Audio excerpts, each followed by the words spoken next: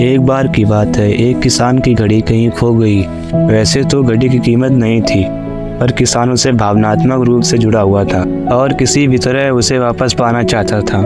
उसने खुद भी घड़ी खोजने का बहुत प्रयास किया, कभी कमरे में खोजता तो कभी अनाज के ढेर में, पर तमाम कोशिशों के बाद भी घड़ी नहीं मिली।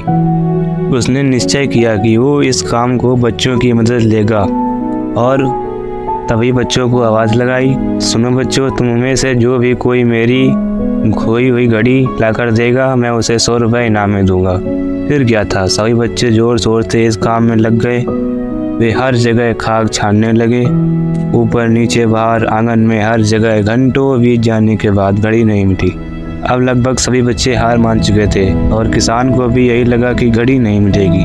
तभी एक लड़का उसके पास आया और बोला, काका मुझे एक मौका और दीजिए, पर इस बार मैं ये काम अकेले करना चाहता हूँ। किसान का क्या था, उसे तो घड़ी चाहिए थी। उसने तुरंत हाँ कर दी। लड़का एक एक करके घर के कमरों में जाने लगा और जब किसान के कमरे में से निकला तो घड़ी उसके हाथ में थी। किसान घड़ी देखकर प्रसन्न हो गया और अचरज से पूछा, बेटा कहाँ थी ये घड़ी, और जहाँ भी हम सभी असफल हो गए तुमने इससे कैसे ढूंढ निकाला? लड़का बोला, काका मैंने कुछ नहीं किया, बस मैं कमरे में गया और चुपचाप बैठ गया और घड़ी की आवाज़ पर ध्यान केंद्रित करने लगा।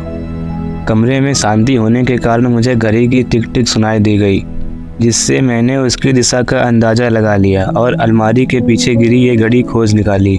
दोस्तों, जिस तरह कमरे की शांति घड़ी को ढूंढने में सहायक बनी, उसी प्रकार मन की शांति हमें जीवन की ज़रूरी चीज़ें समझने में सहायक होती हैं। हर दिन हमें अपने लिए थोड़ा वक्त निकालना चाहिए, जिसमें हम बिल्कुल अकेले हों, जिसमें हम शांति से बैठकर खुद से बात कर सकें और अपने भीतर की आवाज़ को सुन सकें। तभी हम जीवन को और अच्छे ढंग से जी पाएंगे।